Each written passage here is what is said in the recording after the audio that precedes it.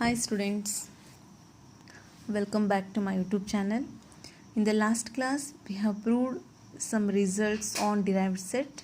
Okay, now I am going to prove one more result on derived set. That is, let X tau be a topological space and A and B are any subsets of X, then prove that derived set of pi is pi. If X belongs to derived set of pi implies X belongs to D of A minus singleton X singleton set X. Third one, if A contained in B, then derived set of A contained in derived set of B. Fourth one, derived set of A intersection B contained in derived set of A intersection derived set of B. Fifth one, derived set of A union B equals derived set of A union derived set of B. Okay, proof. Pi is closed. We all know that pi is closed. Therefore, we have D of pi contained in pi. Okay, but pi contained in D of pi. This is true. From these two conditions, we can write they are equal. Hence, D of pi equals pi. First condition is proved. Second one, if X belongs to D of A, then X is a limit point of A. If X belongs to derived set, nothing but X is a limit point of A. That is, every set containing X containing at least one element of A other than X. This is by the definition of limit point. Here we have taken X is a limit point. Then by the definition of limit point, every open set containing X contains at least one point of A other than X. Okay.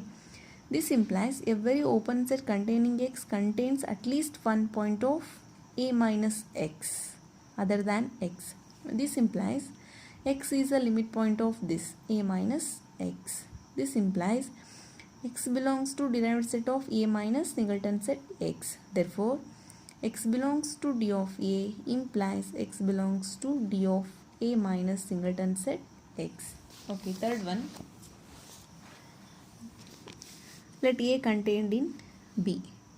Okay, then X belongs to derived set of A implies X is a limit point of A. That is, every open set containing X contains at least one point of A, that is B other than X. This implies X is a limit point of B. That is, X belongs to derived set of B. Thus, A contained in B implies derived set of A contained in derived set of B. Okay, fourth one. We should use this result. We know that A intersection B contained in A. This is A, this is B. By using this result, D of this contained in D of this. Okay. D of A intersection B contained in D of A. Equation number 1. Again, A intersection B is contained in B. Implies D of A intersection B contained in D of B. From 1 and 2, D of A intersection B intersection D of A intersection. This is same. D of A intersection B contained in D of A intersection D of B. Okay, this is fourth one. Okay, last one we have to prove that D of A union B equals D of A union D of B. Okay, A contained in A union B. Union B is the largest set. Therefore, A contained in A union B. But intersection is the smallest set, though it is contained in A. Okay. By the result 3, D of A contained in D of A union B. Similarly, B contained in A union B, D of B contained in D of A union B. From 3 and 4, D of A union D of B contained in D of A union B. Call it equation number 5. Now, in order to show that D of A union B contained in D of A union D of B, we must show that each point of D of A union B is in D of A union D of B. Okay. Okay, now take, if possible, X belongs to D of A union B. Here we have to show that X belongs to D of A union D of B. But take X does not belongs to this set. Okay, if X does not belongs to D of A union D of B, then X does not belongs to D of A and X does not belongs to D of B. X does not belongs to these two sets, nothing but it does not belongs to union of those sets. X is neither a limit point of A, X is nor a limit point of B. Consequently, there exist open sets G1 and G2, each containing no point of A and B respectively other than X.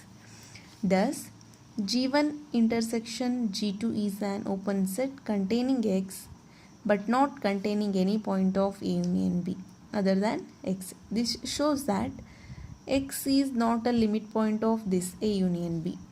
X is not a limit point, nothing but X does not belongs to derived set of A union B. This is a contradiction. So, X belongs to D of A union B implies X belongs to D of A union X belongs to D of B. This one. Therefore, by using these two statements, we can write D of A union B contained in D of A union D of B. Equation number 6.